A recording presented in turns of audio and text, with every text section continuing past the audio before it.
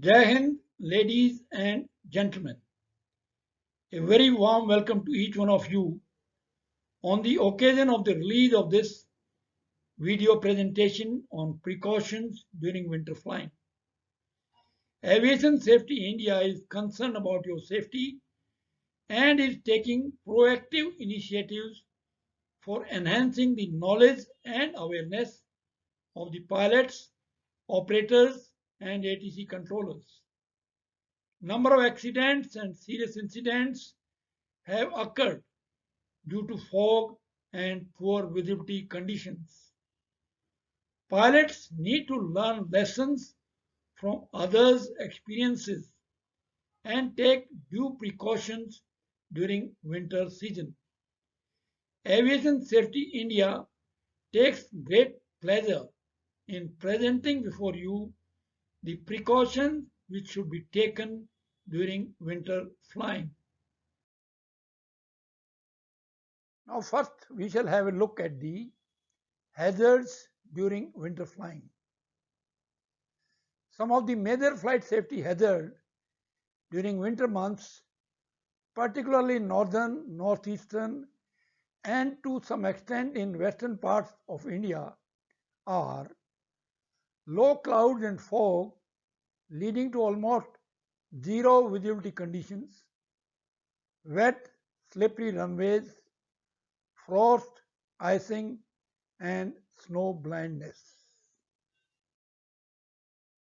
Formation of fog and its thickening leading to very poor visibility conditions are quite common and unpredictable.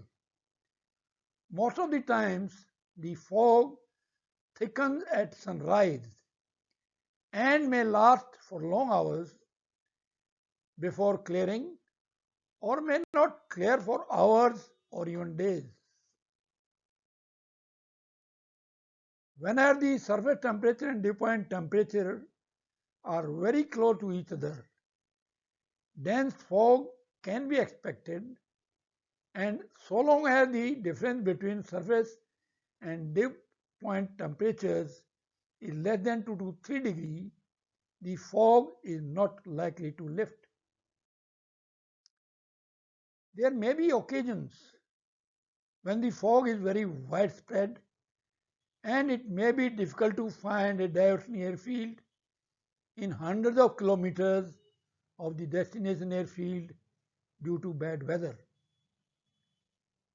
Low clouds may form quickly as the fog lifts and cover large areas, particularly in the hilly regions. They can cover the entire valleys without any gaps for descending. Low clouds, lack of visual references due to poor visibility can lead to visual illusions, spatial disorientation, loss of situational awareness, and consequent CFIT accidents. Western disturbances in northern India and northeast monsoon in Tamil Nadu region are associated with thunderstorms, low cloud, poor visibility, wet and contaminated runways, all of which present flight safety hazards during winter months.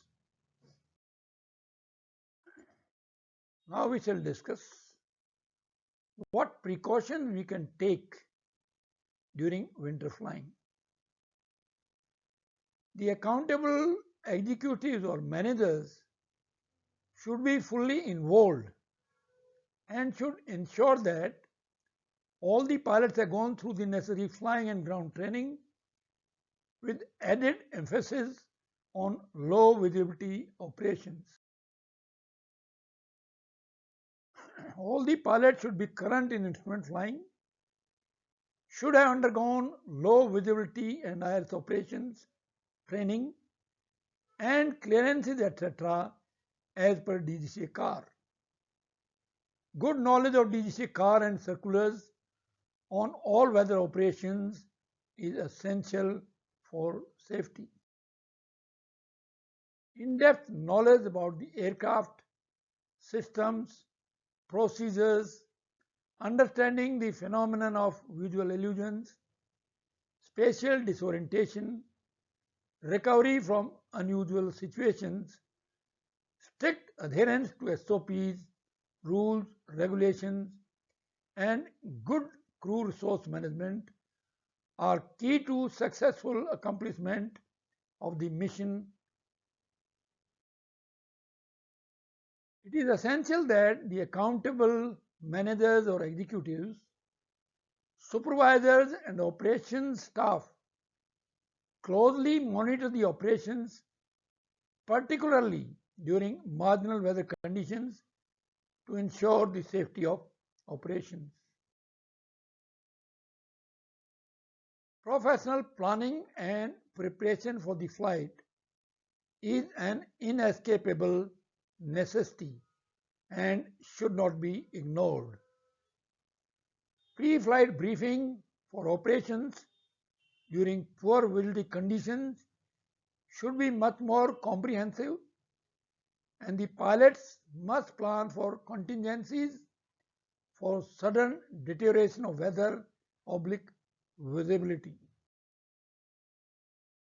Thorough weather briefing and knowledge of the terrain and obstructions around the runway oblique helipads must be ensured before undertaking any flying.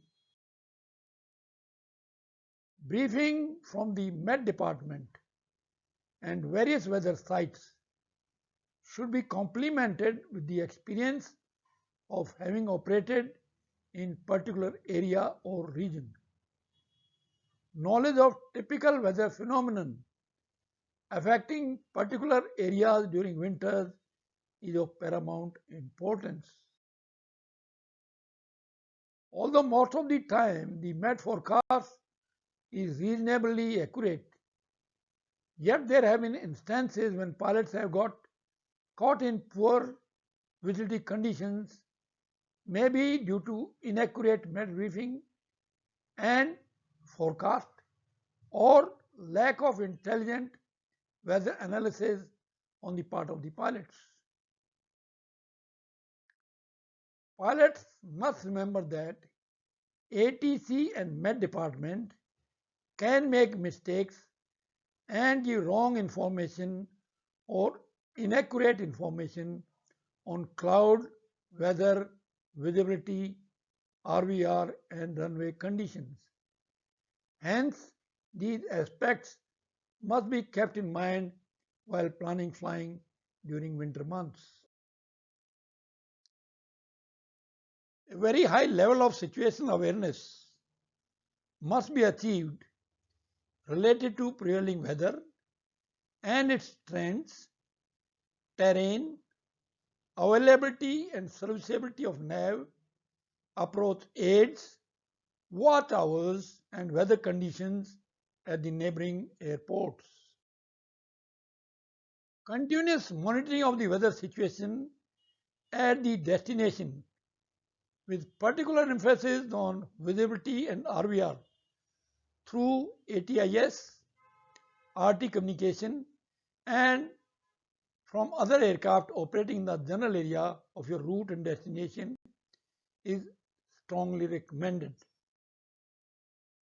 Pilots must be aware about the timings, extent, duration, and severity of fog. Special precautions need to be taken while flying during night, dawn, dusk, and circadian low. Use of landing lights during approach in foggy conditions should be as per SOP and situation.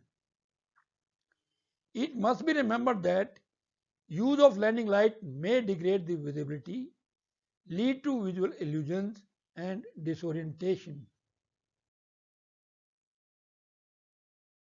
Timely and sound decision making based on the overall situational awareness should be inculcated among the pilots. Our confidence and complacency must be kept under check. Operation to and from the airports in northern India, particularly Delhi Airport during winter months, foggy conditions are very challenging and pilots need to be very alert, vigilant, and they should plan diversions well in time lest they get caught into complicated situation. Meticulous fuel planning as per the car is of paramount importance and must not be ignored. Contingency fuel to cater for unexpected delays or diversions due weather may be considered.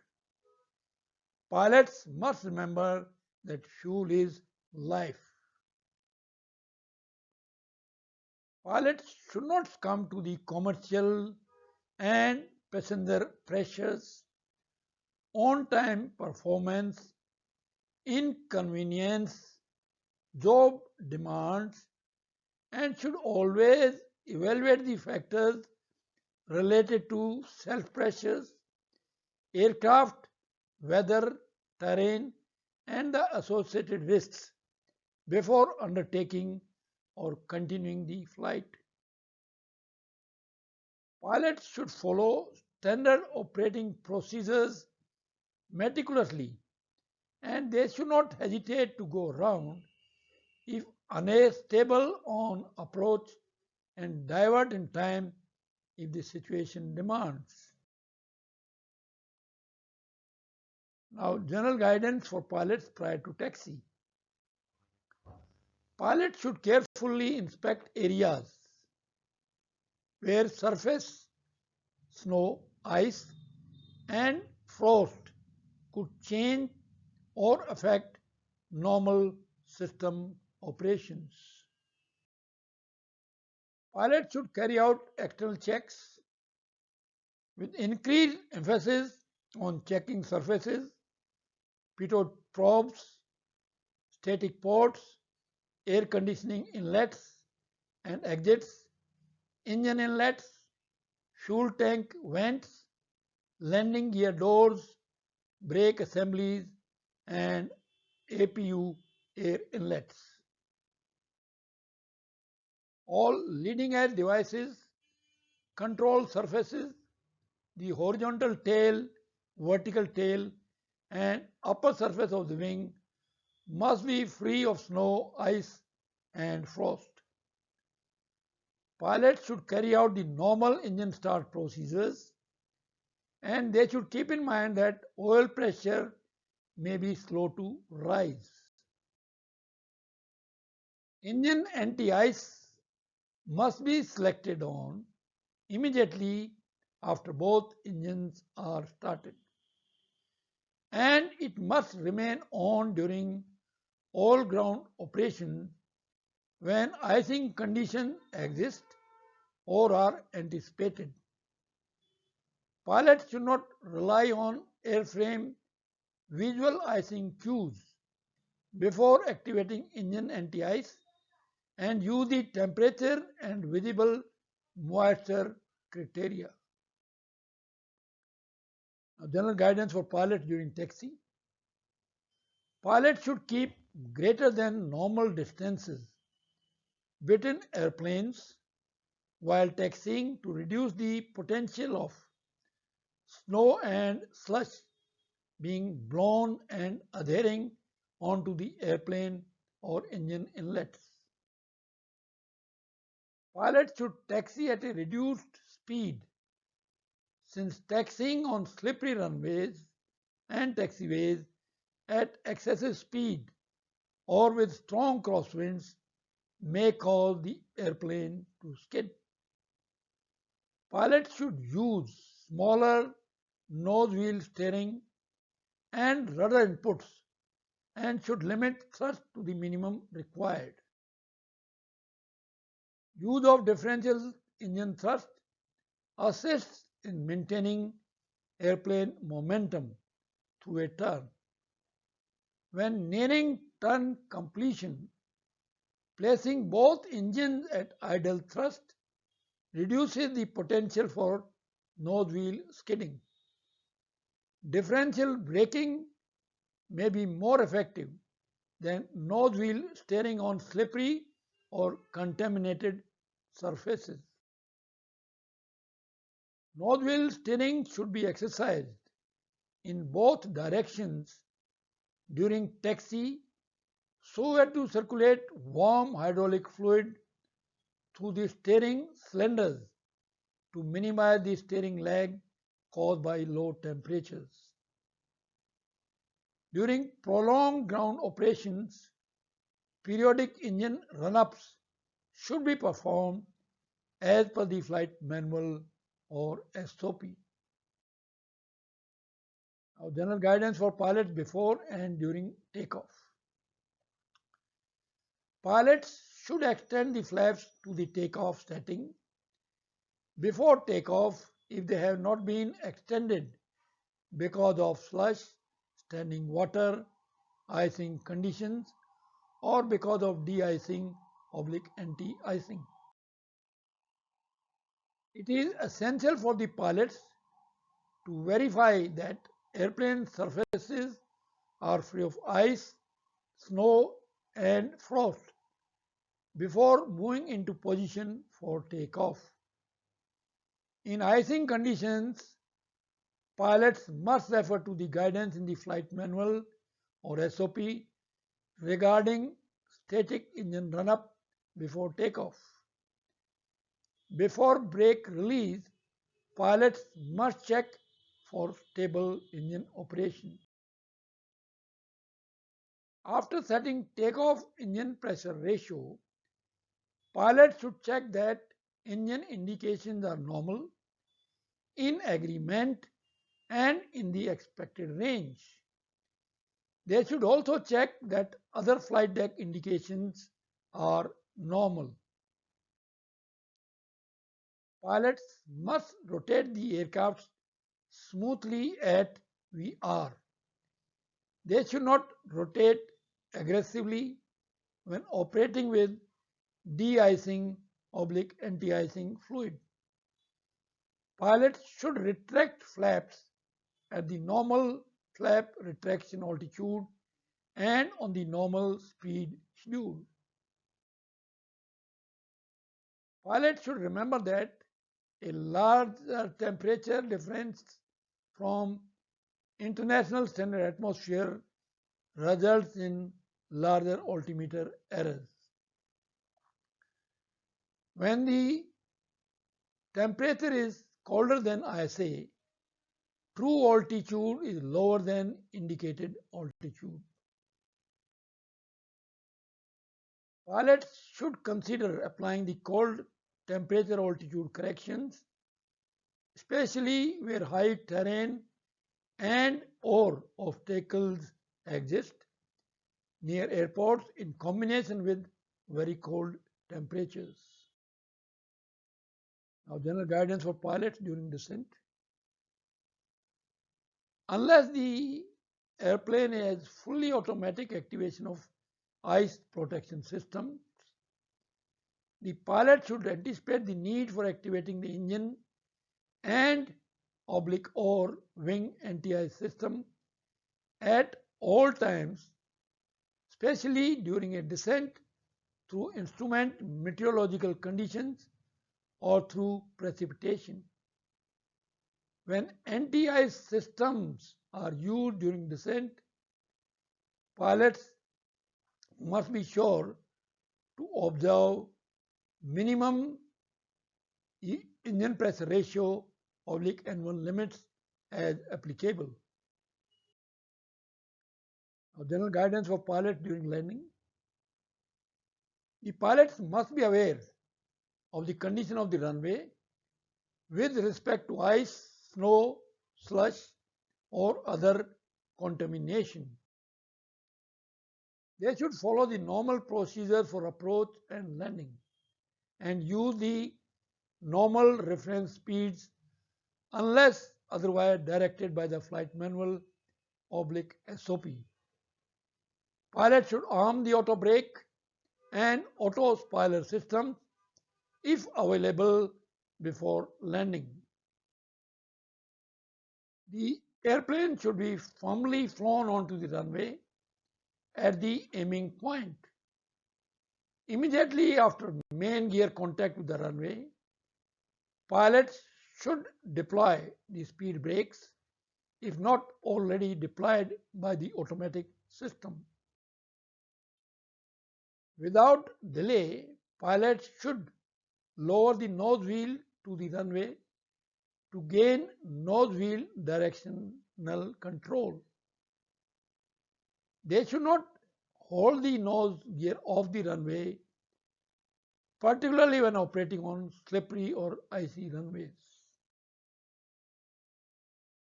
Use of auto brakes is recommended, which will allow the pilots to better concentrate on direction control of the airplane.